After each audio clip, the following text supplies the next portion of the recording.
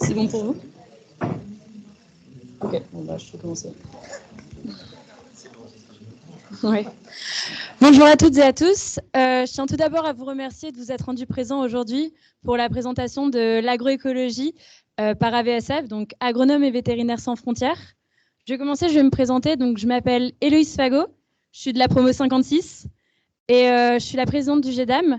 Donc, aujourd'hui, on se retrouve donc, pour la présentation de l'agroécologie qui sera en hommage à Benoît Maria, qui est un étudiant de la promo 23 et qui faisait partie aussi du GEDAM, qui était aussi même un des membres fondateurs.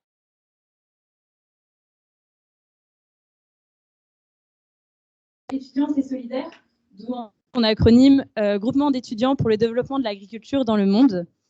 Donc, avec le GEDAM, on a pas mal de projets. Il y a déjà des projets qui ont été terminés, qui se sont développés un peu partout dans le monde. On en a eu en Afrique, en Asie, en Europe, précisément en Arménie, au Burkina Faso, au Niger.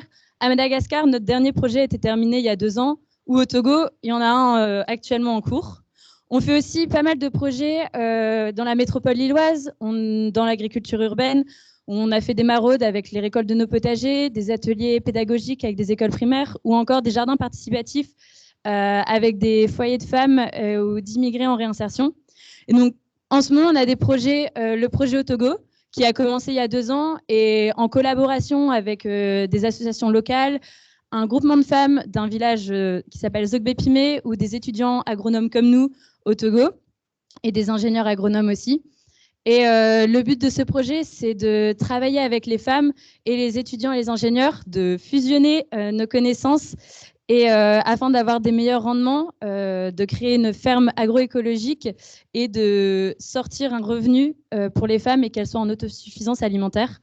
Donc le projet s'est déjà bien développé, un forage a déjà été construit, un bâtiment va bientôt aussi être construit pour le stockage de la production du matériel et des chambres pour des formations pour les femmes. Et donc, par ces projets, on va dire que l'association dégage certaines valeurs comme l'entraide, la bienveillance ou l'engagement. Et ces valeurs, j'ai pu les retrouver, on va dire, chez Benoît Maria grâce aux témoignages que j'ai pu avoir de tous ses proches, de tous de ceux que j'ai pu avoir. Je tiens d'ailleurs à les remercier d'avoir consacré du temps pour me permettre de mieux découvrir ce qu'on peut dire ce personnage qu'ils appellent tous Benito. En effet, j'ai pu voir comme valeur chez Benoît l'engagement, l'implication, la lucidité qui est beaucoup ressortie et l'humilité. Donc, par son engagement, il a consacré sa vie au Guatemala pour défendre, en Guatemala et au peuple indigène, pour leur permettre de défendre leurs droits et leur territoire. Mais je vais plutôt laisser ses proches vous expliquer, vous présenter sa vie et son parcours. Mais moi, je peux juste vous dire que sa vie a été très intéressante par son engagement permanent et sa volonté d'aider les autres, d'être toujours à l'écoute et d'apporter sa connaissance et son opinion à bon escient, de ce que j'ai pu en sortir de toutes les discussions. Qu'il a toujours la volonté d'aider les autres et le monde, mais j'ai pu aussi bien le voir toujours en voulant faire la fête, parce que c'était quand même en bonne Issa. Mais donc, avant de laisser la parole à ses proches qui vont faire la première partie de cette conférence, je voulais remercier donc, les alumni Junia, AVSF, donc ses anciens collègues, ses anciens amis, ses amis, ses anciens collègues, d'avoir organisé et participé à cet événement et pour permettre de lui rendre hommage et aussi de pouvoir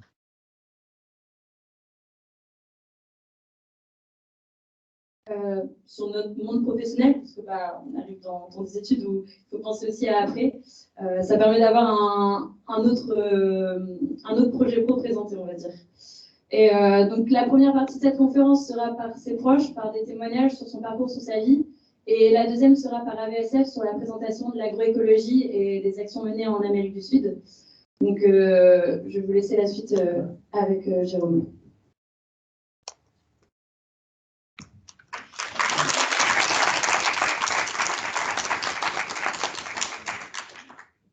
Bonjour, je m'appelle Jérôme Arnaud, j'ai été dans la promo ISA 23 comme Benoît. Je suis content d'être avec vous pour parler de lui ce soir. Je vais vous présenter son parcours, un peu complet, pas que Alissa. Et puis, il y en a d'autres qui vont revenir sur certains points. Donc lui, il avait choisi cette école. Donc là, on le voit là, avec Bertrand et puis Jean-François. Bertrand qui interviendra tout à l'heure. Il avait choisi cette école parce que il y avait la rupture, et la rupture, ça lui permettait de partir et de voyager et découvrir. C'est quelque chose qui était important pour lui. Il avait envie de profiter de ses études pour découvrir d'autres choses. Donc quand il est parti pendant sa rupture, il est parti aux USA dans une exploitation agricole.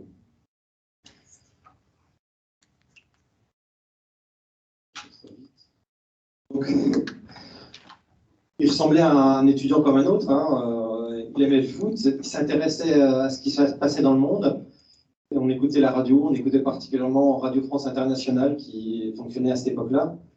Il s'est investi au GEDAM, il aimait bien discuter, refaire le monde. Dans les discussions, il écoutait attentivement, il posait des questions, il posait des objections, et puis c'était intéressant. On se sentait écouté, et en même temps, on se sentait un petit peu prêt à être mis en cause. En troisième année, il a fait un stage au Vin Nicolas. Bertrand vous en parlera tout à l'heure. En quatrième année, il a choisi le module Agridif. Ça nous a permis d'aborder l'agriculture d'une manière un peu différente, avec une attention aux personnes. Cette attention aux personnes, il l'avait, mais dans cette méthode, il y avait une méthodologie qui permettait de prendre en compte les personnes de manière plus importante. Son stage de fin d'études, il avait d'abord un projet dans les Alpes, et puis ça a capoté, et donc il y avait eu une opportunité pour aller au Nicaragua avec le SIDA, et ils l'ont saisi puisqu'ils sont partis à deux avec Jean-Marie, et ils se sont retrouvés dans un pays où il y avait un nouveau président, sandiniste, qui était arrivé, et eux, ils devaient étudier la culture du haricot. Et Jean-Marie, il n'a pas pu venir, et il a écrit sur lui quelque chose que je vais vous lire parce que je trouve que c'est très bien. Une de ses grandes qualités et forces est qu'il savait être et rester lui-même en toutes circonstances et avec toute personne. Il était profondément humain, humaniste. Il aimait les gens, les découvrir. Et pour cela, il cherchait à s'imprégner de leur vie. Il pensait qu'avant de parler de technique, il fallait les connaître dans leur environnement. J'aimais sa simplicité, cette impression que tout l'émerveillait. Il était toujours heureux. J'ai toujours l'image de ce visage toujours souriant, de ce regard pétillant derrière ses binocles. C'est ce qu'on a cherché à mettre avec cette photo, même si elle n'est pas bien placée chronologiquement. Après ses études, donc là, on le voit de retour de coopération en Guinée. Donc il a fait sa coopération en Guinée équatoriale. À l'époque, on parlait de l'Afrique, vraiment que c'était le continent du développement. On avait lu L'Afrique est mal partie de Dumont. Et puis, après cette expérience, il nous en a parlé, on le voit là. Ce que témoigner, c'était quelque chose d'important pour lui. Et après, il est reparti ailleurs, il est reparti en Amérique latine, en Haïti d'abord, et puis au Guatemala, où il est resté très longtemps. Est-ce que j'arrive pas à passer la diapo? Voilà. Donc là, on a été pas mal de la promo à aller le voir au Guatemala. Là, la photo, elle a été prise par Antoine, qui est pas là, mais enfin, qui devrait être là de loin. Il est même, je pense qu'il avait envie qu'on aille voir comment ça se passe. Il avait envie de nous faire découvrir le contexte, nous faire découvrir ce qui se passait au Guatemala. L'histoire, les gens. Mais son engagement au Guatemala, AVSF va vous le détailler davantage, donc je ne vais pas trop m'étendre là-dessus. Je vais m'étendre peut-être aussi sur d'autres choses. J'arrive pas à passer. Alors, c'est vers où qu'il faut pointer. Voilà. Son engagement pour les communautés indiennes, il en parlait en disant avec admiration les hommes de maïs. Ça ne l'a pas empêché de vivre des histoires d'amour, de réussir une vie de couple, de devenir un père attentif à ses enfants. Jeanne, puis Brou, on le voit là avec Jeanne. Il a accepté de vivre des conditions parfois rudimentaires, mais ils ont réussi à se donner des conditions de vie satisfaisantes et à se préserver des soucis d'argent. Sa vie, elle était au Guatemala. Là, vous aurez d'autres photos où ça représente plus. Mais ses enfants, ils sont nés, ses enfants, ils ont été à l'école, ils y sont encore. Mais néanmoins, il faisait attention à ce qui se passait chez nous quand il rentrait régulièrement. Et puis, il avait toujours en tête de ce qui se passait ici. Et parfois, il nous rassemblait sur la ferme familiale. Il y était attaché. Il nous présentait son passé de ferme de culture et d'élevage au vin et son évolution future avec les projets de son frère. Je suis admiratif des projets qu'il a menés avec d'autres coopérants et avec les communautés Ixil et Quiché. Il a développé des cultures vivrières, des cultures d'exportation. Il s'est occupé de la commercialisation des produits. Il a pris en compte les méthodes et les organisations indiennes. Il s'est occupé de la défense des droits des terres. Il a participé à la mise en place d'une université Ixil. Enfin, je pense que vous allez en reparler. Pour un nouvel an, il avait écrit « Que tu réalises tes rêves, pas tous, pour laisser sa part aux rêves ». Et je trouve que ça lui ressemble bien, cette phrase. Je vais vous passer la parole à Bertrand.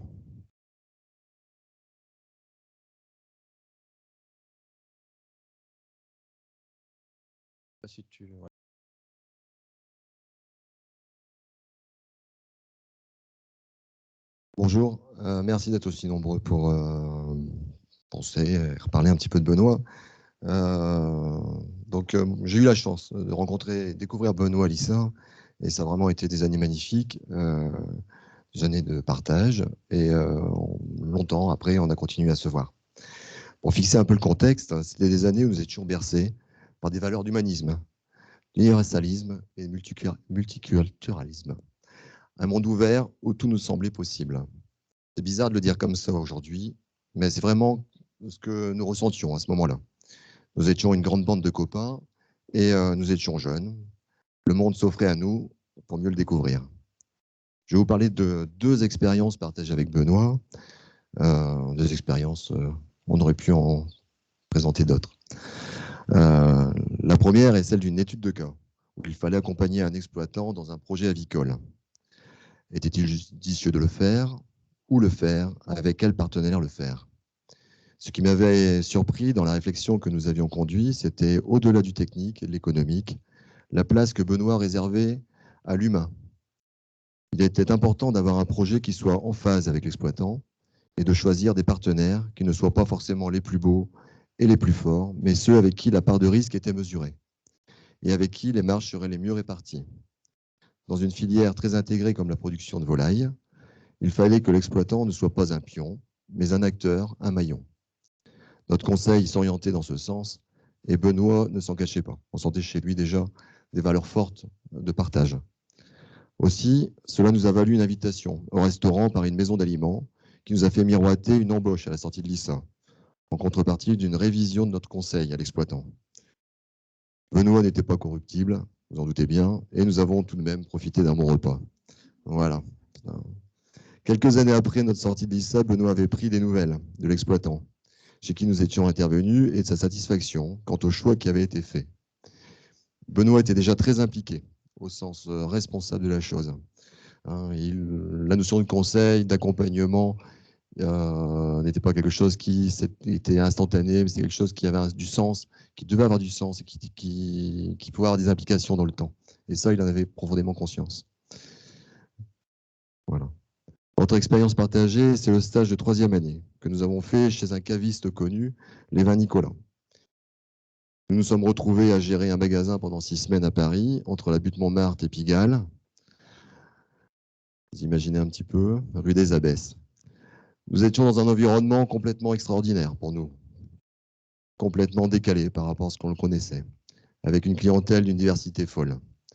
Nous avions des artistes, des bobos qui cherchaient du vin, qui accompagneraient magnifiquement un plat, des artisans restaurateurs, des ouvriers qui venaient chercher une bouteille pour partager son chantier avec leurs collègues, des prostituées qui prenaient du vin ou du champagne pour leur meilleurs clients, des travestis, des trans avec des accents improbables. Et il y avait aussi des clodos, ce qu'on appelle aujourd'hui des SDF, qui passaient nous voir dès qu'ils avaient récupéré suffisamment de pièces, de monnaie pour se payer une bouteille. De ce melting pot de la société qui passait dans notre magasin, je me souviens que Benoît avait un regard sans a priori, bienveillant, où l'idée était d'être au service, avec la même attention, quelle que soit la personne qui passait le pas de la porte. Dès le premier jour, dès le premier jour de notre stage, Benoît avait servi un couple qui vivait dans la rue, et très rapidement, la conversation était née entre eux. Hein, ce couple passait tous les jours. Hein, et dans ce couple, il y avait lui, le gars, il était gravement malade. Et sur la période de notre stage, il s'est fait opérer, est repassé par la boutique avec sa compagne, puis est décédé. Sur 6 semaines, c'est vrai que ça a été un chamboulement pour nous de découvrir une vie comme ça. Et dans les échanges qu'ils avaient, Benoît et eux, il y avait une grande simplicité, une grande sincérité, où c'était l'humain d'abord. Il n'y avait jamais de rapport de classe sociale. Le soir, dans le studio qu'on partageait, il me parlait d'eux. Benoît s'intéressait aux autres. Il portait de l'intérêt aux autres. Il avait été marqué par ce parcours de vie très particulier, très bref pour lui. De ces moments partagés et de toutes les longues nuits à refaire le monde qui ont succédé après l'ISA, à chaque fois qu'on avait le plaisir de se revoir, je garde de Benoît ce regard intelligent, mêlant l'histoire et la politique, où l'analyse était fine, toujours très très fine, très poussée, et sans compromis, sans compromission. L'homme devait pouvoir s'épanouir et vivre de son activité sur son territoire, à travers le monde, dans le respect des autres et de son environnement, et conscient qu'il fait partie d'une communauté. Voilà.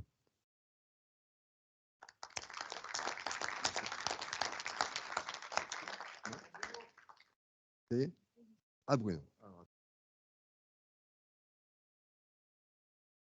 Merci. Donc, bonsoir à tous. Je suis Bruno Guermont-Pré. J'étais enseignant dans cette école pendant 37 ans. Donc, de la promo 14 jusqu'à une promo qui doit être aux alentours de 50 à peu près, 49 ou 50. Donc, j'ai connu Benoît comme étudiant. Et donc, je voulais simplement évoquer, alors on m'a demandé d'évoquer, je suis très ému et en même temps très content d'être là. Je vais presque dire à double titre, je viens de vous l'expliquer, j'étais un des enseignants de Benoît et je suis aussi responsable, président d'une ONG qui fait du développement de petits élevages, principalement en Afrique. Et donc, les questions de sécurité de nos expats, c'est quelque chose qui nous préoccupe aussi presque quotidiennement. Mais là, je vais vous parler d'une séquence d'enseignement qui s'appelait les agriculteurs en difficulté, que j'ai mis en place. Et c'est vrai que quand je rencontre un certain nombre d'étudiants qui l'ont suivi, souvent ils me disent que c'est une séquence d'enseignement qui les a relativement marqués. Alors, très rapidement dans le contexte, pourquoi? Ça date de l'époque où le règlement judiciaire s'est mis en place en agriculture, dans les années 85-88. Auparavant, l'agriculteur était responsable sur l'ensemble de ses biens professionnels et personnels. Et là, on a borné sa responsabilité aux biens professionnels avec une procédure qu'on appelle le dépôt de bilan, mais qui est beaucoup plus compliqué que ça. Et ça a été un grand séisme dans les organisations professionnelles agricoles. Jusque-là, elles y allaient en direct, elles essayaient de récupérer leurs billes. Parfois même, elles se réunissaient entre elles. C'était soi-disant pour pouvoir améliorer la situation d'agriculteurs. Et en réalité, ils apprenaient des noms d'agriculteurs en difficulté. Ils se dépêchaient d'aller essayer de récupérer leurs billes. Donc, et s'est mis en place cette procédure et une association qui s'appelait la RAD à l'époque, l'Association régionale d'aide aux agriculteurs en difficulté. Et donc, avec eux, on a mis en place ce module d'enseignement. Alors moi, mon module d'enseignement, vous avez une formation, les étudiants c'est un module choisi par les étudiants, il y avait une formation, et puis ensuite, surtout, je vais dire le plus important, ils étaient mis en situation d'accompagnement d'un agriculteur en difficulté par binôme. Ils y allaient les voir 2, 3, certains 4 fois. Donc pour essayer de bien appréhender cette situation, essayer de porter un petit quelque chose, qui parfois n'était simplement que l'agriculteur était content. Ce sont des agriculteurs qui parfois ne voyaient plus personne, se renfermaient chez eux. Ils étaient contents qu'il y ait des étudiants qui viennent les voir, etc., qui puissent discuter avec eux, etc. Alors j'avais, moi, j'ai envie de dire 4 objectifs à travers cette formation. Le premier, c'est de faire comprendre et que les étudiants puissent se rendre compte qu'il y a des paysans qui souffrent. Alors qu'à l'époque, maintenant on en parle un peu plus, le suicide des agriculteurs, etc. Mais à l'époque, la profession elle avait tendance à mettre ça sous le tapis. Il ne fallait surtout pas en parler. Deuxièmement, c'était une formation au conseil. Et je trouvais que c'était un excellent moyen de se former au conseil et à l'accompagnement. Parce que, justement, dans ces situations un peu extrêmes, eh bien, la dimension humaine prend toute son importance par rapport aux techniques, l'itinéraire de vie, l'environnement, etc., etc. L'autre, troisième objectif, c'était aussi d'essayer de participer, j'ai envie de dire, à la construction d'une colonne vertébrale pour l'étudiant, d'une colonne vertébrale avec une éthique. Au profit de qui ou de quoi j'ai envie de travailler après, d'autant plus que ils voyaient un peu le rôle des partenaires autour, leur attitude, etc., l'accompagnement, le non-accompagnement, etc. Et quatrième objectif, c'est aussi que les étudiants puissent se rendre compte de la complexité des choses et qu'il y ait... chacun a aussi une marge de manœuvre dans son activité professionnelle ou à côté. Alors la complexité des choses, ça m'arrive des fois d'en parler, je citais toujours deux exemples. J'avais des étudiants de profils très différents.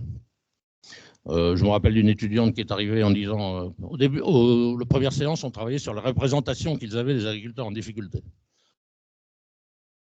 Tous des feignants, des alcoolos. À la fin du module, on fait le bilan. C'est quand même plus compliqué que ça. Un autre, l'inverse, le point en l'air, tous des victimes du grand capital et de la politique agricole. Et puis, à la fin du module, je trouve quand même qu'il fait des conneries et qu'il ne bosse pas tant que ça. Donc voilà, donc c'était l'idée, c'était de se rendre compte de la complexité. Donc voilà, et je terminerai là.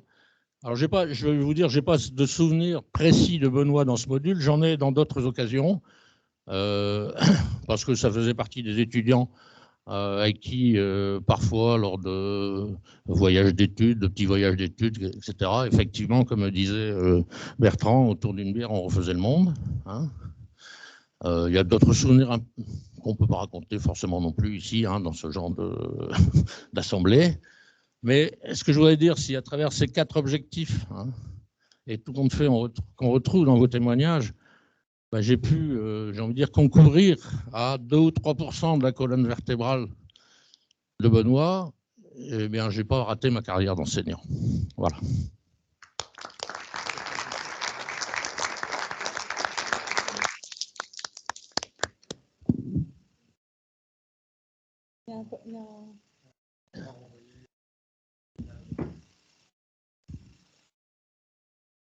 Non. Ah oui, c'est la vidéo. Oui, la vidéo.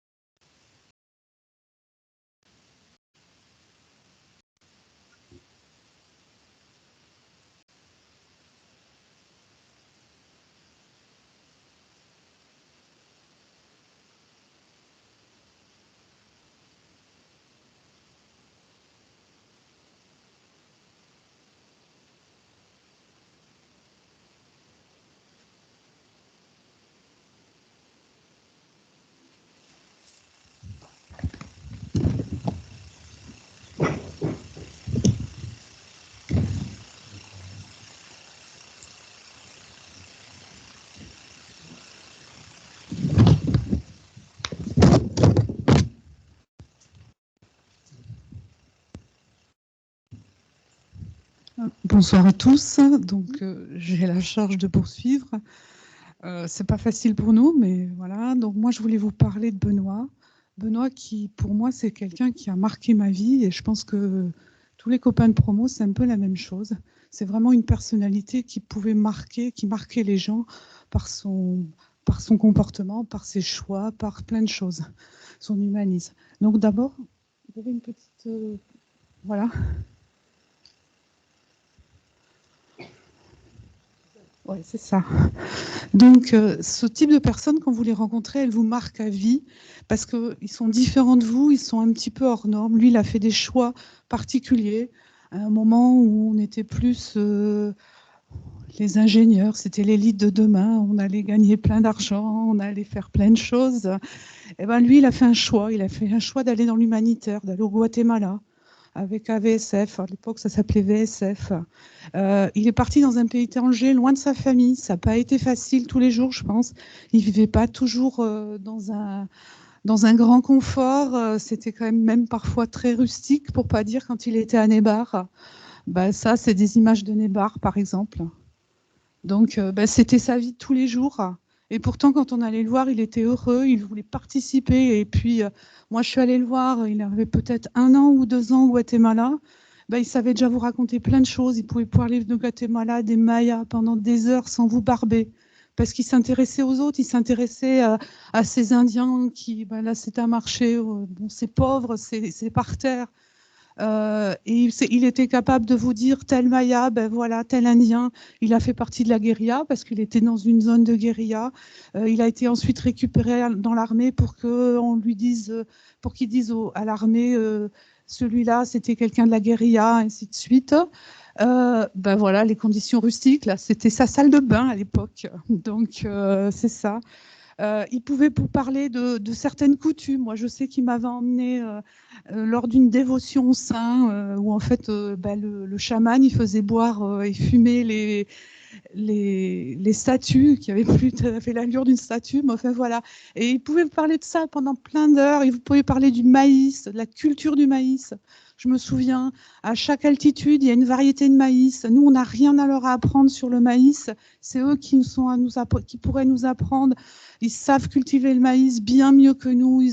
Et c'est dommage que le maïs chez nous, c'est des hybrides et qu'on ne sait plus faire ce qu'ils savent faire. On ne peut pas revenir en arrière. Ils défendaient ces savoirs. Moi, je me suis demandé, même si ce n'était pas à l'origine de son engagement pour l'Université des savoirs ancestraux, il était très admiratif des Mayas.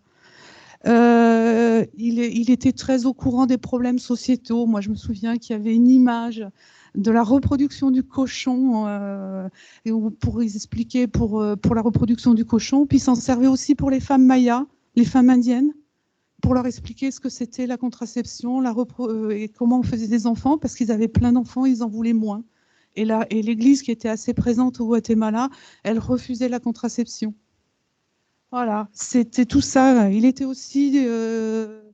voilà, on ne voyait plus l'histoire officielle de la même façon quand il vous racontait la guérilla, les problématiques sur place, les villages incendiés, détruits.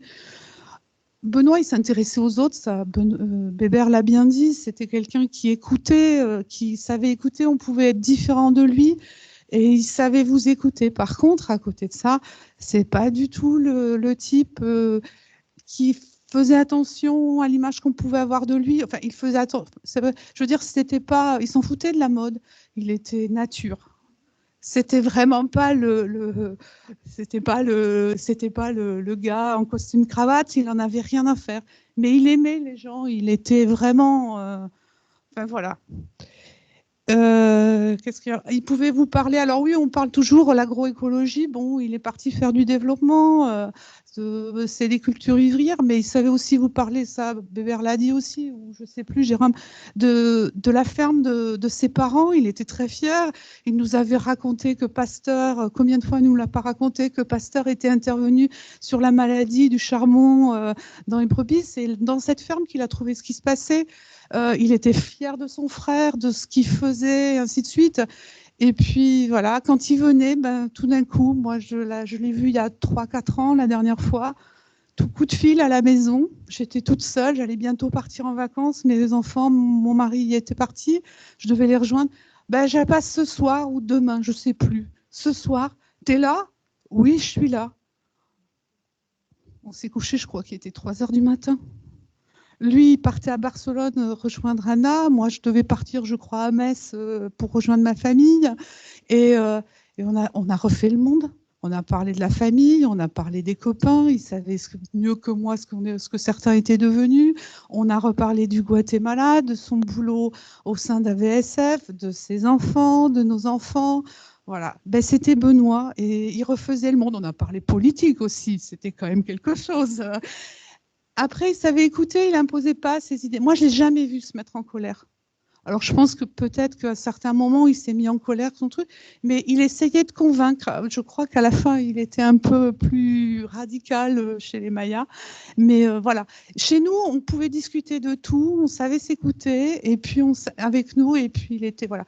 Et moi, si j'ai un conseil à vous dire, vous, les étudiants, si autour de vous, vous avez quelqu'un qui est un peu hors norme, qui n'est pas à la pointe de la mode, qui n'en a pas forcément grand-chose à faire d'avoir un smartphone ou je ne sais pas quoi. Ne le rejetez pas parce que si vous l'écoutez, si vous savez le découvrir, il vous apportera plein de choses. Je pense que nous tous qui l'avons connu, on ne l'oubliera jamais. On tend l'oreille quand on entend parler du Guatemala, quand on entend parler des Mayas, quand on entend parler de ces peuples indigènes, de ces choses qu'il a défendues. Et franchement, moi, il m'a apporté énormément. Et je vous souhaite à tous de rencontrer quelqu'un un jour comme Benoît. Et n'essayez pas, et surtout ne passez pas à côté de lui. Voilà tout ce que j'ai à vous dire.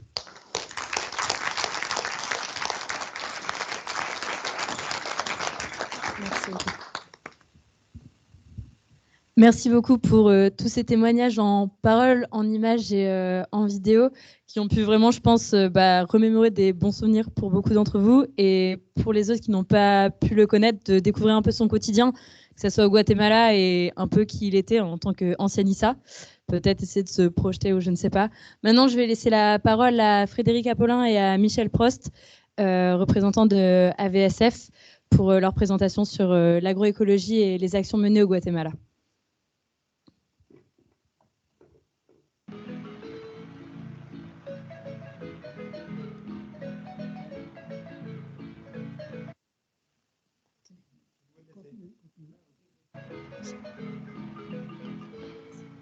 Dans cette région, devenue zone laboratoire pour les agences de développement, les paysans ont vu défiler de multiples projets.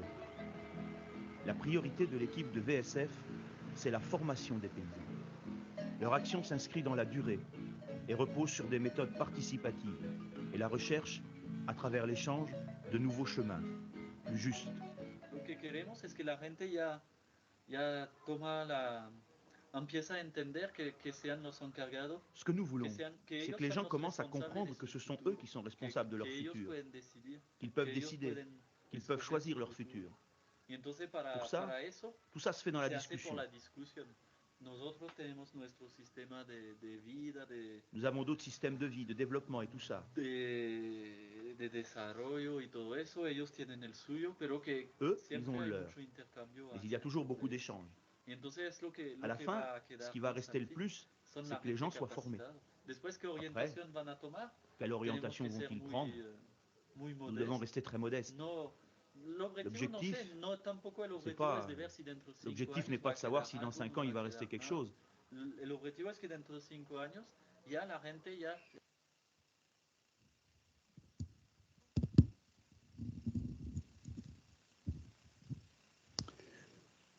Bonsoir, je suis Michel Pro, vice-président d'AVSF. Je voudrais d'abord remercier Christine Lamarlière, Jérôme Arnaud, Élise Fagot qui était là, Bertrand Flamand, qui ont été à l'initiative de cette soirée et qui nous ont sollicité. Et nous sommes ici avec à la fois beaucoup d'émotions, beaucoup d'affection et beaucoup de souvenirs.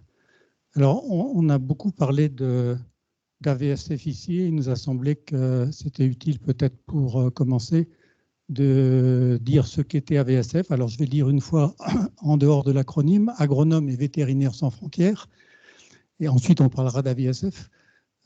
Donc, cette organisation où Benoît a passé sa vie. Alors, ouais, une présentation avec un titre qui me convient bien. Soutenir les agriculteurs, ça veut dire pas faire à leur place, mais travailler avec eux. Les agricultures paysannes, parce que c'est effectivement le sens de nos démarches et celle que partageait Benoît. Et puis relever les défis du XXIe siècle, parce qu'on ne fait que commencer, et que ce soit pour les paysans ou pour la planète, c'est d'une certaine façon, dans bien des cas, le même combat. Merci Agathe. Alors, qu'est-ce qu'on fait à VSF? On a beaucoup parlé d'agroécologie, et c'est vrai que c'est peut-être notre maître mot.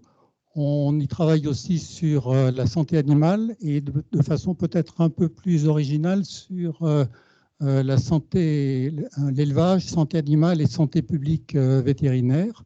On travaille aussi sur une des formes d'élevage qui est importante et souvent la seule possible dans un certain nombre de pays, qui est le pastoralisme. On s'intéresse évidemment à la façon dont les paysans peuvent valoriser leur production. On parle ici de commerce équitable, de filière qualité, d'introduction sur les marchés locaux, l'adaptation au changement climatique et l'atténuation des changements climatiques. Ça fait aussi partie des actions que nous menons. Et puis enfin, de plus en plus aussi, des actions de post-urgence, soit après des catastrophes climatiques ou d'autres moins climatiques. Alors, 3 métiers principaux, je dirais vite. Ingénierie de coopération, je dirais que c'est un peu le sens et le contenu de nos actions, de nos compétences et de nos applications. Expertise aussi, et notamment avec Terreau, qui est un bureau d'études que nous avons fondé à VSF. Et puis, le plaidoyer, je vais peut-être un peu insister sur ce plaidoyer, parce que c'est une des orientations et des activités importantes d'AVSF. Ce plaidoyer, nous pensons que nous avons une légitimité particulière à le déployer, que ce soit au nord comme au sud, parce que nous sommes avant tout une organisation de terrain, et que c'est à partir de ce terrain qu'on est capable d'apporter, de proposer des solutions. Alors, dans des domaines que vous voyez qui sont rappelés ici, l'agroécologie paysanne, alors on a beaucoup parlé d'agroécologie, on en parlera beaucoup aussi. J'en profite pour dire qu'à AVSF, les salariés et les élus se sont interrogés pour savoir de quelle façon ils pourraient rendre hommage à Benoît et faire garder son souvenir présent et de manière aussi large que possible. Et nous avons décidé de fonder un prix Benoît Maria pour l'agroécologie paysanne. Alors ce projet avance, nous en sommes fiers, enfin quand il sera complètement en place. Nous le ferons connaître très rapidement, et en principe la première session de ce prix devrait se tenir en 2022. Et évidemment, nous informerons Lisa du développement de ce projet en mémoire de Benoît. Alors, nous travaillons, et voilà les thèmes sur lesquels à la fois repose notre plaidoyer et aussi notre activité de tous les jours. Ces notes de positionnement, c'est le fruit à la fois de nos expériences sur le terrain, et puis du discours et des orientations que nous voulons faire partager le plus largement possible. Alors, vous voyez ici sur les transitions écologiques, sur les filières agricoles équitables et durables. Vous allez en voir 2 autres, sur des élevages paysans, en montrant effectivement la proximité des problèmes posés aussi bien au nord qu'au sud, et puis sur la santé animale.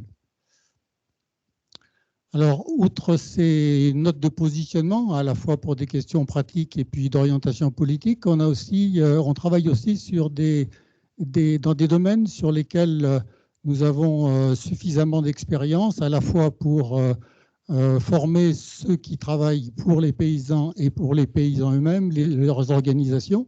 Vous avez ici 2 exemples de guides qui ont été récemment édités, un sur la mise en œuvre d'unités de production pastorale au Sénégal, et le tout dernier, l'agroécologie, pour sortir des pesticides.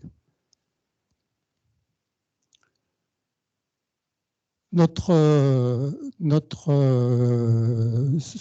plaidoyer, notre souci de sensibilisation à la solidarité internationale, alors ça se traduit par quoi? Par des modules pédagogiques qu'on fait passer dans les écoles depuis le primaire jusqu'à l'enseignement supérieur, des modules pédagogiques pour les lycéens concernant les ODT, les objectifs de développement durable, notre souci d'agir avec les associations des élèves d'écoles d'ingénieurs, j'ai entendu parler du GEDAM tout à l'heure, sûrement on se reverra. Régulièrement, on organise des conférences sans frontières et puis chaque année des campagnes de mobilisation pour faire connaître AVSF. Alors AVSF, c'est d'abord le terrain. Alors le terrain, le voilà. Vous voyez 20 pays dans lesquels nous intervenons depuis de nombreuses années, donc Guatemala, Haïti, Honduras, les Andes, l'Afrique de l'Ouest, Madagascar, l'Asie, et avec un développement des projets dans 3 nouveaux pays, l'Éthiopie, on n'était pas encore en Afrique de l'Ouest, la Zambie, et puis aussi l'Irak. Alors pour terminer, cette présentation est très rapide, quelques chiffres pour résumer AVSF.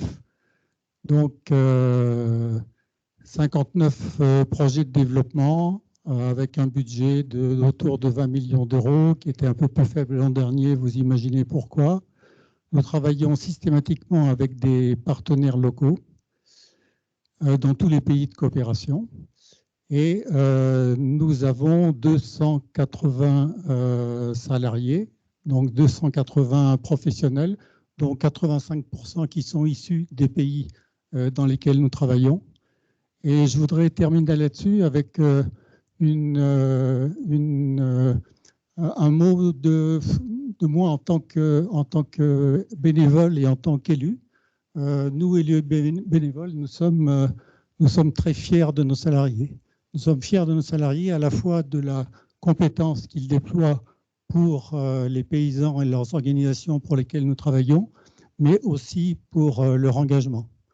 Et on parle aujourd'hui d'un homme qui était particulièrement engagé, et Benoît, et c'est Frédéric Apollin, notre directeur général, qui va vous raconter l'histoire commune de Benoît et d'AVSF au Guatemala.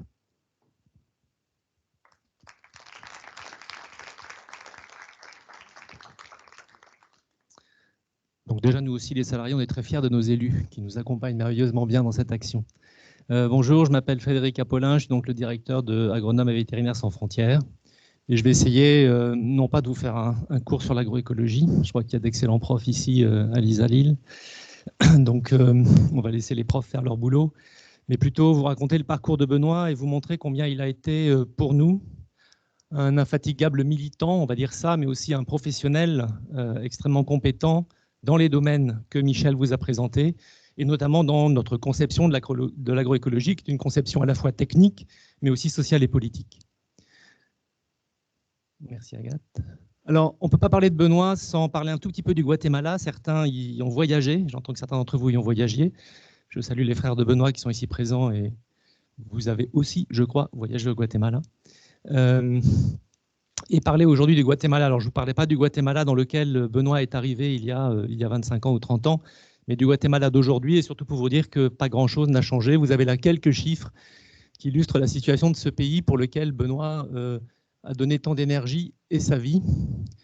C'est un pays qui se développe comme tous les pays latino et centro-américains. Ce sont des pays émergents, comme on les appelle aujourd'hui, mais où effectivement les inégalités restent fortes, et notamment les inégalités dans le monde rural. Le Guatemala, comme l'Équateur, dans le côte sud de l'Amérique, est un pays qui se caractérise par le haut pourcentage de population indigène ou autochtone, prenez le mot qui vous plaît le mieux. 42% de la population est autochtone indigène, 79% vivent dans la pauvreté et 40% dans l'extrême pauvreté. Je rappelle que l'extrême pauvreté, c'est vivre, selon l'ONU, avec moins de 1,25 $ par jour. Voilà, et vous voyez que la situation même générale du pays, au-delà même de ce qui se passe pour la population indigène guatémaltèque, elle n'est quand même pas extraordinaire. Le Covid a rajouté là-dessus une couche importante de choc, comme dans de nombreux pays, mais particulièrement pour le Guatemala. On estime que pratiquement 1 million de personnes est tombé ou va tomber, mais est déjà tombé dans la pauvreté pour cause Covid. Et puis fait marquant, comme dans beaucoup de pays latino-américains, mais aussi africains, mais aussi latino-américains, c'est que la population est jeune. Vous avez plus de 52% de la population qui a moins de 20 ans. Alors ce pays se caractérise, et je ne vous ferai pas un discours politique, rassurez-vous, mais c'est un pays effectivement qui, y compris depuis que Benoît a pu y arriver, est un pays qui recule, en tout cas c'est les mots que nous avons employés, avec les collègues de Benoît, que vous verrez apparaître à l'écran plus tard, qui ont été des accompagnateurs du chemin de Benoît pendant tout son parcours. Je pense à Pascal et David, lors d'une récente mission qu'on a fait sur place. C'est une croissance économique, ce sont des pays qui croissent, pays émergents, mais c'est une croissance économique qui reste foncièrement excluante, et en particulier au Guatemala, avec effectivement une emprise, y compris une emprise foncière d'entreprises multinationales, d'entreprises minières, au détriment de l'agriculture familiale. Se développent notamment au Guatemala d'énormes exploitations historiquement d'élevage, aujourd'hui de palmes africaines par exemple, ou de canne à sucre, et qui se font vraiment au détriment des territoires paysans et notamment des territoires indigènes. Et c'était sans doute là, je dirais, le plus grand combat que Benoît a mené au Guatemala auprès des populations Ichil et Quiché, c'est effectivement de les accompagner à protéger ces territoires contre des emprises, souvent illégales, de ces entreprises sur leur propre territoire et leur foncier. C'est aussi aujourd'hui, et encore plus aujourd'hui qu'hier, et quand je vous dis plus aujourd'hui qu'hier, c'est encore plus maintenant qu'il y a 3 ans, une réelle criminalisation des dirigeants paysans et indigènes et des militants des droits humains au Guatemala. Benoît a été la victime, on ne sait pas, d'un assassinat, on n'en connaît pas encore les causes, mais Benoît n'a pas été le seul militant, en tout cas, assassiné au cours de l'année 2020. Il a été... il y a plus de 16 militants indigènes et de droits de l'homme qui ont été assassinés dans ce pays l'année passée. Et puis ce sont des reculs politiques très importants dans un pays supposément démocratique, où les principales institutions du pays ont été reprises par un conglomérat historique qui gouverne le Guatemala et qui a gouverné dans beaucoup de pays centro-américains. C'était une caractéristique des structures de l'État et de la gouvernance. Vous avez les principales instances, entre guillemets, démocratiques, qui assurent la gouvernance démocratique de ce pays, la Cour suprême électorale, la Cour suprême de justice, la Cour de constitutionnalité, qui au cours des 2 dernières années ont été entièrement reprises par un pouvoir concentré entre les mains de 10 entrepreneurs guatémaltèques alliés aux militaires guatémaltèques. Voilà, donc nous sommes effectivement dans un pays où Benoît est arrivé et qu'il avait révolté quand il y est arrivé, et où aujourd'hui, s'il est retourné, il serait de même révolté, puisque c'est un pays qui recule, retroceda en espagnol, avec un danger pour les droits collectifs des peuples indigènes, avec un risque accru de voir des entreprises grignoter petit à petit leur territoire, et avec bien sûr un risque de criminalisation des défenseurs de ces territoires. Alors, je voudrais faire un bref rappel de l'action de VSF à VSF. Quelqu'un a rappelé, parmi les collègues de promo de Benoît, qu'effectivement Benoît est arrivé avec VSF, mais en fait, il est aussi arrivé avec SIGDA. Je crois que c'est toi qui l'as dit. Il a commencé par un stage au Nicaragua avec Prodesa, qui était une ONG nicaraguayenne, qui, pour votre information, a rendu également hommage à Benoît récemment au Nicaragua. Et SIGDA et VSF, aujourd'hui, ne font qu'un, c'est AVSF. AVSF est la fusion de ces 2 ONG. Et Benoît est passé de l'une à l'autre. Et donc, notre histoire au Guatemala, elle commence en 88. Dans un contexte tendu, il faut rappeler que le Guatemala a vécu donc un conflit, une guerre civile entre les années 60 jusqu'aux années 96. Donc 88, c'est encore un moment d'énormes tensions et de conflits armés au Guatemala. Et nous commençons dans différentes régions avec une entrée qui était l'entrée de Vétérinaires sans frontières internationales, qui était une entrée pure santé animale, soigner des animaux au service des hommes et des femmes qui les élèvent. Donc c'était une entrée en appui au ministère de l'Agriculture, avec la création d'associations de promoteurs d'élevage. Et nous avons fait ce boulot-là pendant un bon bout de temps. Et on ne sait pas toujours que Benoît a commencé par ce métier-là au Guatemala. Il n'a pas commencé par l'agroécologie, il a commencé par piquer des poules. Et petit à petit, il a questionné le fait que nous travaillions à l'époque que sur l'élevage, en disant mais ces paysans ne vivent pas que de l'élevage, ayant une vision systémique des systèmes de production. Il y a des étudiants ici, vous savez tous ce que c'est. Et donc on ne peut pas naturellement travailler que sur l'élevage. Regardons un peu l'ensemble des productions de ces gens, les objectifs qu'ils poursuivent, etc., etc. Vous connaissez le discours. Et puis à la fin des années 90 et au début des années 2000, effectivement, cette coopération très animale, élevage, santé animale, évolue avec des thématiques qui sont en fait mobilisatrices des communautés paysannes et indigènes avec lesquelles nous travaillons. Vous avez entendu Benoît dans la vidéo précédente, il l'a parfaitement dit et je crois qu'il, quelque part, il résume le projet d'AVSF qu'il a si bien porté, c'est faire en sorte que les gens prennent en charge leur propre développement. C'est notre objectif. Et donc effectivement, si on veut que les gens prennent en charge le propre développement de leur communauté, de leur territoire et quelque part de leur vie, eh bien effectivement, il faut qu'on s'articule à ce qui les intéresse et non pas ce qui nous intéresse. Et donc ce sont des thématiques sur lesquelles les communautés étaient passionnées, qui ont mobilisé AVSF à cette époque-là, VSF, pour travailler sur le café, à San Lucas, qui est une communauté autour du lac Atitlan, et puis à Chisec, où Benoît a travaillé de nombreuses années dans ces zones qui descendent vers les zones tropicales du Guatemala, avec un premier projet, montage d'un système de crédit pour des hommes, des femmes paysans et leurs organisations, et de commercialisation de la cardamone. La cardamone, c'est ce que, notamment dans les pays arabes, on met dans le café pour parfumer le café, et le Guatemala est le premier exportateur de cardamone au monde.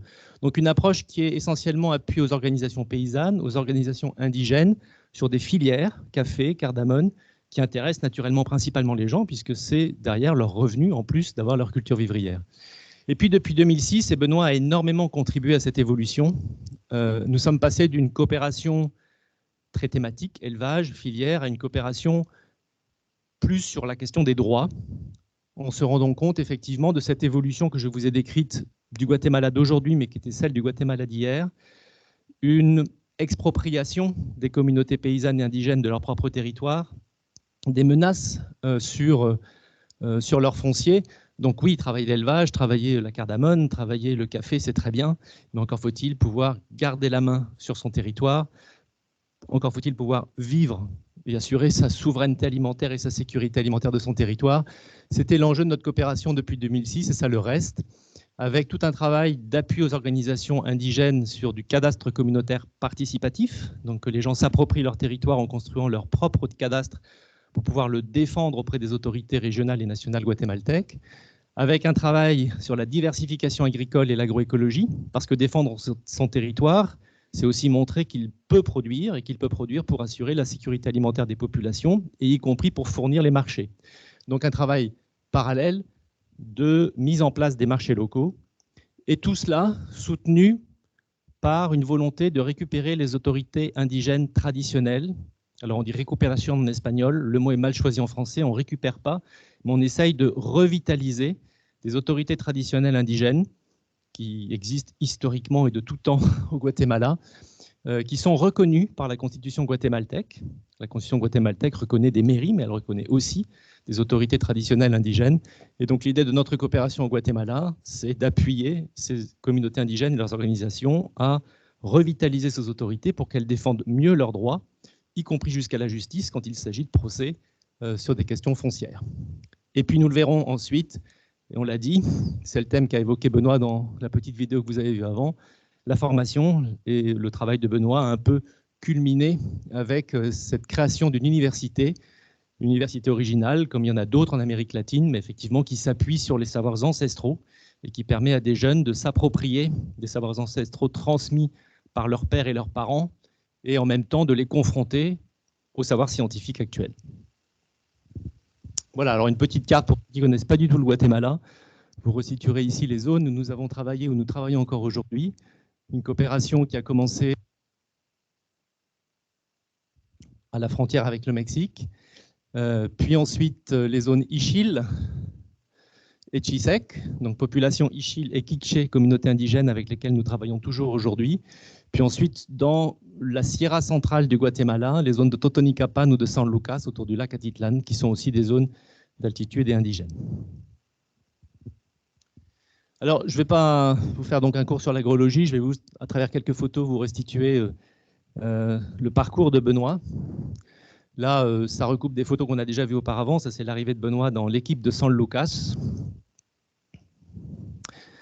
avec un de ses collègues, Pascal, à gauche, qui est aujourd'hui toujours présent au Guatemala, qui est devenu notre représentant. Et effectivement, ce sont des zones isolées dans lesquelles il faut marcher. La rencontre avec Anna, pour ceux qui la connaissent. Pardon? Voilà, très bien. Anna, tu te vois, c'est super. Te ves, Anna? Qué bien, non? Qué linda fotografía. Voilà, et puis ensuite, donc, je vais vous parler plutôt de la phase un petit peu finale du travail de Benoît. Et celle qui nous motive toujours et qui motive ses collègues et qui nous motive à VSF, c'est effectivement ce travail. Là, on est dans la zone de Chisec. Donc, c'est ce travail sur la récupération des autorités, la revitalisation des autorités traditionnelles indigènes et le travail sur l'agroécologie. Merci Agathe.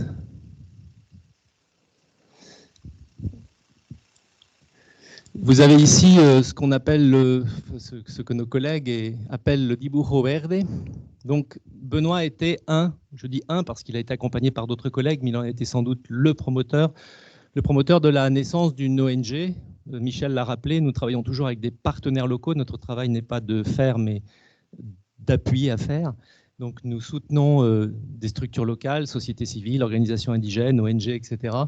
Benoît a été l'un de ceux qui a permis la création d'une ONG indigène qui s'appelle aujourd'hui SANC, qui est une ONG formée par de jeunes indigènes formés et dont nous appuyons également la formation à la fois de techniciens et de cadres. Et si on peut revenir au dessin juste avant. Et tout le travail qui a été fait dans ces régions, effectivement, ça a été, c'est tout bête, hein, c'est de pouvoir dessiner la situation actuelle de son territoire et se projeter dans le futur en projetant ce qu'on souhaite pour son territoire. Donc là, je ne vous présente pas la situation actuelle du territoire. La situation actuelle du territoire, je ne vous ai pas mis la photo, j'aurais dû la mettre.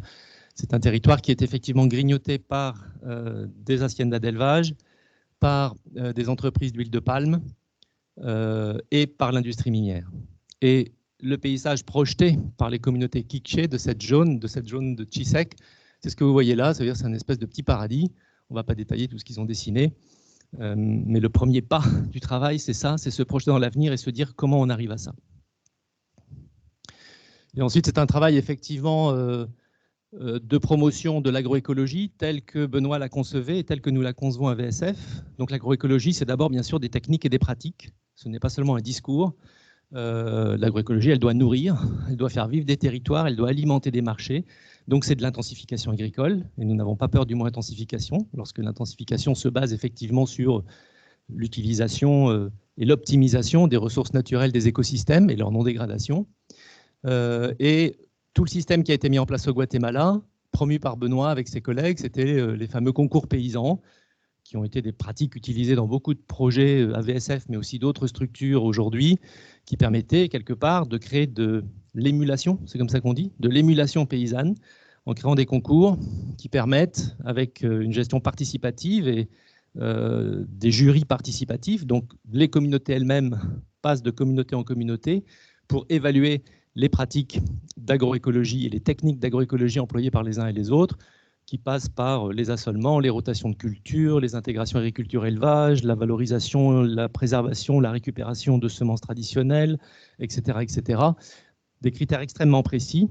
Et ces concours ont eu un effet assez extraordinaire, il faut l'avouer, dans le cas du Guatemala. C'est quand même le Guatemala qui nous a inspirés pour l'ensemble de nos projets aujourd'hui latino-américains, puisqu'effectivement, ils ont créé une vraie émulation et la diffusion de pratiques dont les paysans et les paysannes eux-mêmes ont pu voir les effets bénéfiques, et des pratiques qui sont souvent récupérées de savoirs ancestraux, mais dans lesquelles nous injectons, c'est bien le rôle des agronomes ou d'autres métiers de l'agriculture, nous injectons des améliorations techniques pour améliorer leurs résultats.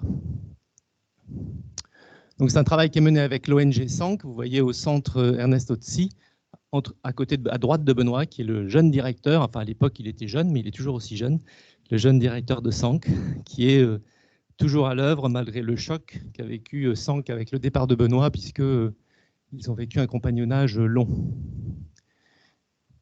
Le travail de Benoît, ça a été un travail focalisé sur la formation, il l'a dit, et tout son parcours en témoigne, et la formation des jeunes parce que Benoît pensait que les jeunes étaient l'avenir de ce territoire. Et Benoît avait une idée en tête, qui était de dire de toute façon avec les vieux on ne bougera pas beaucoup, donc c'est sur les jeunes qu'il faut qu'on bouge, c'est eux qui vont être aussi quelque part un peu révolutionnaires, puisque Benoît dans son âme était quand même un peu révolutionnaire, et il a beaucoup misé sur les jeunes, et je vous rappelais que SANC était une ONG effectivement mise en place avec des jeunes Kikché. Et puis l'agroécologie, bien sûr, c'est des techniques, c'est des pratiques, mais c'est aussi des conditions nécessaires. Les conditions nécessaires, c'est qu'on en vive, qu'on se nourrisse, mais qu'on y gagne aussi du revenu, d'où la nécessité de mettre en place des marchés. Et partout dans ces zones où nous travaillons, et où Benoît, avec ses collègues, ont travaillé, a été instauré avec les municipalités locales des marchés locaux. Donc négociation avec les municipalités d'espace, négociation y compris législative pour avoir des lois favorables à la mise en place de marchés locaux. Et là, vous êtes sur le marché de Chisec au Guatemala.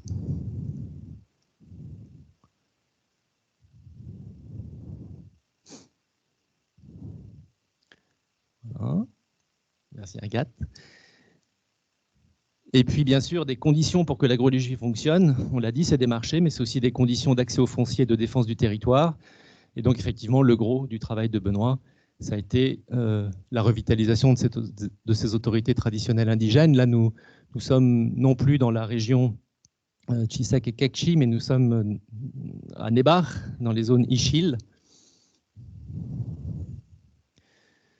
Et donc, tout le travail a été celui que je vous expliquais avant, de faire en sorte que ces autorités retrouvent leur rôle, finalement, non pas en opposition aux mairies ou aux communes locales, mais en complément pour faire valoir leurs droits, leurs pratiques ancestrales de gestion du territoire, et que ces pratiques ancestrales soient reconnues, et y compris que les droits fonciers soient préservés, que les droits communautaires soient préservés.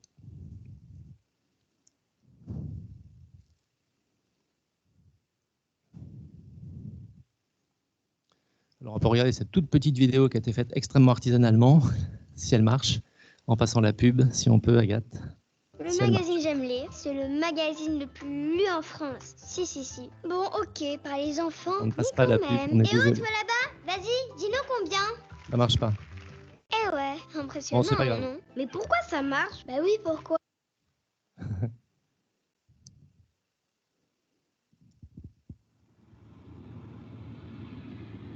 Pas l'image.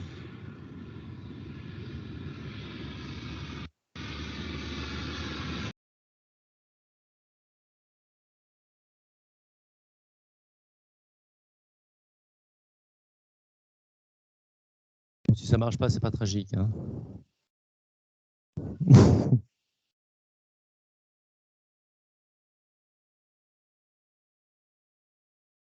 Bon, très grave, Agathe. On va passer à la photo suivante.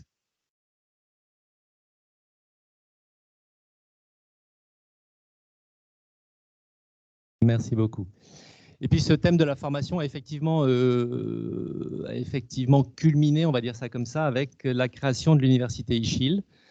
Alors Benoît a été l'université Ixil, elle est nette. L'idée de l'université Ixil, me racontaient ses collègues, est née dans une cuisine un peu plus moderne que celle qu'on a vue tout à l'heure en photo, qui est celle de Pascal, son collègue, mais à Nebar, en disant effectivement il faut qu'on passe à un stade quelque part plus structuré de formation des jeunes Ixil sur à la fois leurs droits, leur connaissance de leur territoire et sur ces pratiques qui tendent à se perdre de leurs parents.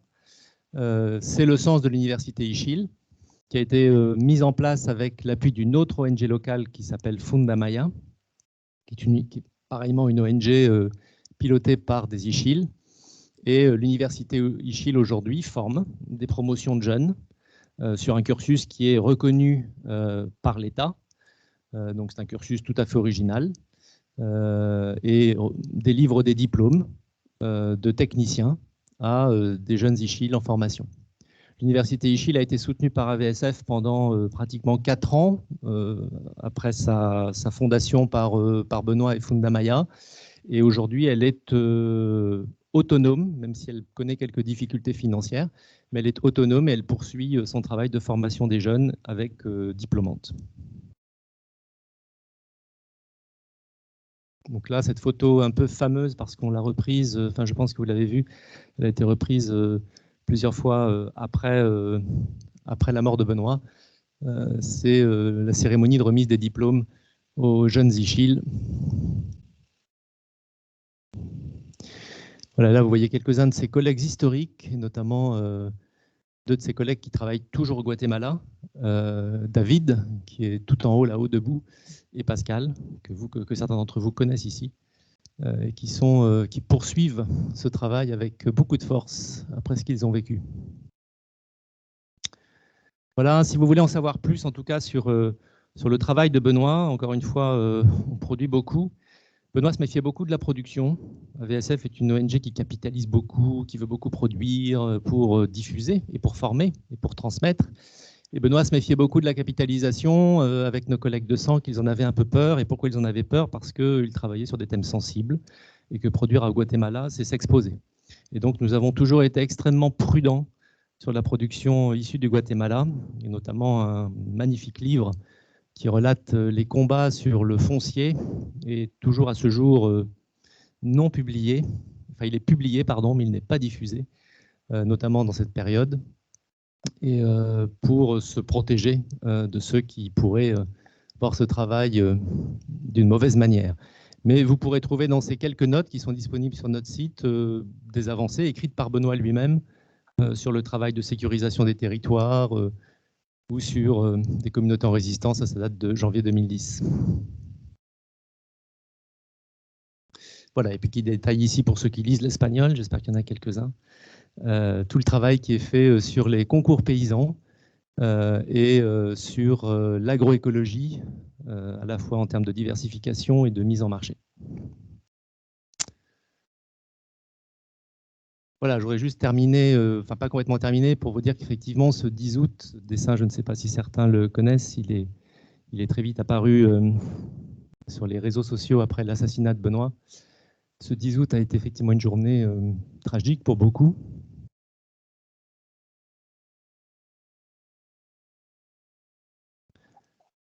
Partout au Guatemala, beaucoup de gens, de partenaires, d'amis se sont mobilisés, et pas seulement au Guatemala, au Nicaragua voisin également. Dans les réseaux sociaux, vous avez peut-être vu apparaître, pour ceux qui ont suivi ça tout de suite, un hashtag justice pour Benoît. Un jour après son assassinat, je l'ai mentionné parce que je pense que ça nous a marqué, y compris la famille, je pense. Dites-moi si je me trompe, Christophe et David. Un jour après l'assassinat, le président Macron tweetait, rappelant qu'il saluait l'engagement humaniste, fraternel, solidaire de Benoît. Et ce tweet est important, non pas parce que c'est Macron, mais simplement parce qu'il a déclenché derrière un tweet du président guatémaltèque, du vice-président guatémaltèque, qui a permis d'enclencher la procédure judiciaire. Et donc pour nous, c'était fondamental de pouvoir mobiliser les réseaux sociaux et l'actualité. Et encore aujourd'hui, un an après, vous avez ici un tweet de l'ambassade de France qui soutient les procédures qui sont en cours au Guatemala, puisque nous sommes en procédure judiciaire à la fois en France. Une procédure judiciaire est ouverte avec un juge nommé en France, et naturellement, une procédure est ouverte au Guatemala avec des enquêtes en cours et des diligences judiciaires. Vous voyez ici quelques photos des hommages qui ont été rendus à Benoît, à Chisek, la zone où il a longtemps travaillé,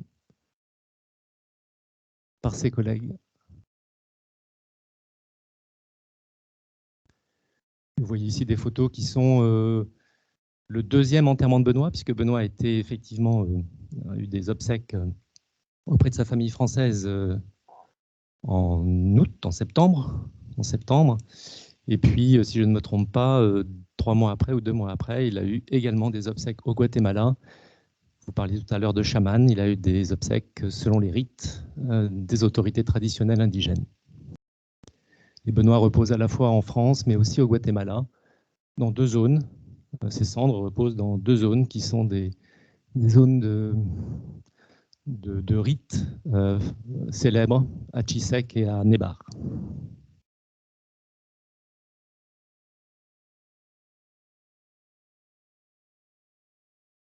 Un hommage doit aussi été rendu par tous ses anciens collègues de VSF, d'AVSF, dans les Pyrénées. Benoît avait été cofondateur d'un café participatif C'est bien cela. Il ne faisait pas très chaud, mais c'était quand même très agréable. Et donc, nous lui avons rendu hommage à tous ses anciens collègues à Aner, dans les Pyrénées.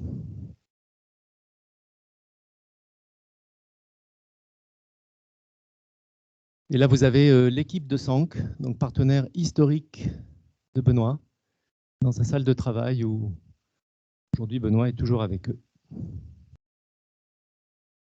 Je terminerai juste en disant que l'assassinat de Benoît, pour AVSF, naturellement, comme pour vous, pour beaucoup d'entre vous, ça a été un choc profond. Et en même temps, nous nous sommes questionnés à AVSF pour dire que fait-on? Poursuit-on? Ne poursuit-on pas? S'arrête-t-on? Quitte-t-on le pays? Puisque jusqu'à date d'aujourd'hui, nous n'avons pas encore les raisons exactes de l'assassinat de Benoît. Les enquêtes sont en cours. Mais nous avons décidé, conjointement avec les élus, avec ses collègues sur place, Pascal et David, avec les partenaires, je pense notamment à SANC, de poursuivre son travail. Et donc aujourd'hui, voilà ce qu'est notre coopération au Guatemala. Nous poursuivons avec différents projets financés par la France et l'Union européenne un travail de récupération ou consolidation des règles de gouvernance des autorités traditionnelles indigènes. Nous poursuivons ce travail de promotion de l'agriculture paysanne et de la souveraineté alimentaire des territoires indigènes, sur un travail de diversification productive, d'agroécologie, etc., avec une valorisation sur les marchés locaux. Et puis nous allons rouvrir ce que nous ne faisions plus depuis quelques années, mais qui est aussi important dans des économies paysannes, et on le voit aussi dans ces économies de Chisek et de Nevar, c'est de consolider la place de ces organisations sur des marchés internationaux. Vous le savez, nous sommes très impliqués à VSF sur les marchés du commerce équitable depuis toujours. Et donc nous voulons aussi non seulement que les produits agroécologiques, pour certains certifiés bio, puissent être vendus sur des marchés locaux et alimenter d'abord des marchés locaux régionaux, mais aussi puissent être valorisés avec des produits de qualité sur des marchés internationaux. Et nous aimerions notamment travailler sur le cacao. On parle de filières saines ici. Pourquoi des filières saines? Parce qu'au Guatemala, certaines filières font l'objet d'opérateurs historiques sur ces filières avec qui il va être difficile de travailler.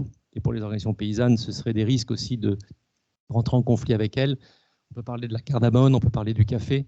Et d'autres filières sont aujourd'hui des opportunités qui s'ouvrent aux organisations paysannes, notamment la filière cacao. Voilà.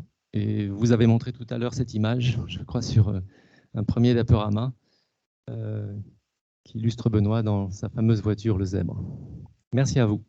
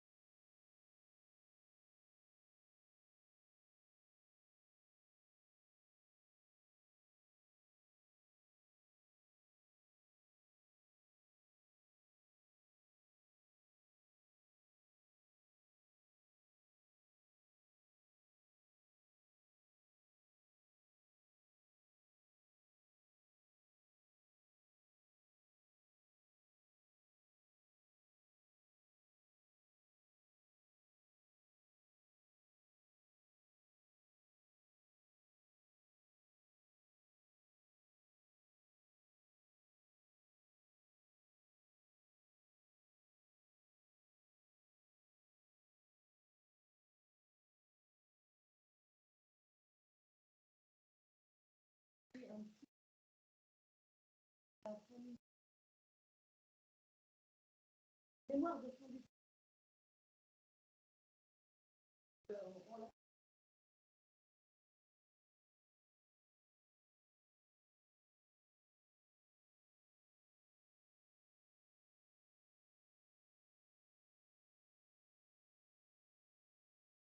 fait une copie numérisée pour le remettre aussi à l'ESF. Voilà. Et donc dedans, j'ai mis un petit poème que je vais vous dire aujourd'hui, parce que moi j'ai connu Benoît de 97, et je me suis à la ferme. Donc j'ai essayé de retranscrire toutes mes pensées, mes compréhensions de son parcours à travers un petit poème. Donc c'est pour la famille Maria. Et donc, un merci particulier à quelqu'un qui m'a beaucoup soutenu, c'est Jérôme. On a trouvé ça dans les archives de l'ISA, dans le port, tu vois. Voilà, donc soutenu parce que bon, voilà, un texte c'est un peu compliqué, mais on a pu. Voilà, et puis ceux qui ont pris la parole, qui ont osé, voulu prendre la parole, j'ai trouvé les produits d'ingénieur et ça.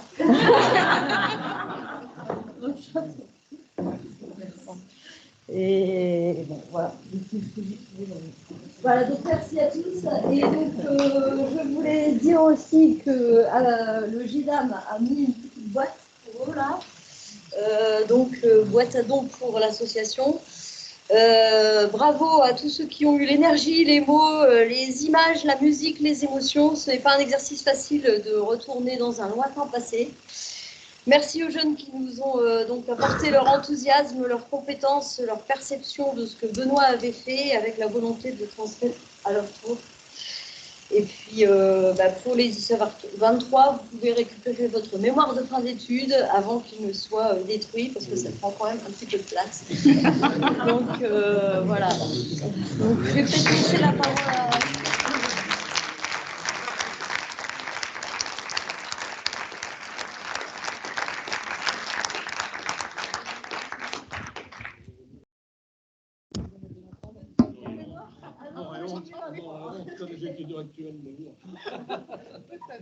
Président d'Uniamini, donc merci à tous. Je crois que merci, un grand merci Catherine, parce que voilà, pour l'invitation et pour avoir porté ce projet. Merci à la famille, aux diplômés, aux collègues, à Uniamini pour l'organisation et aux deux associations.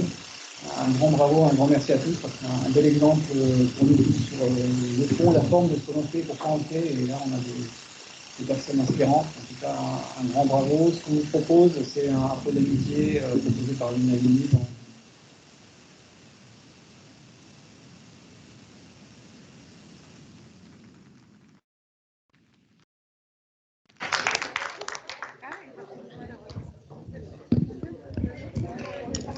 Christian.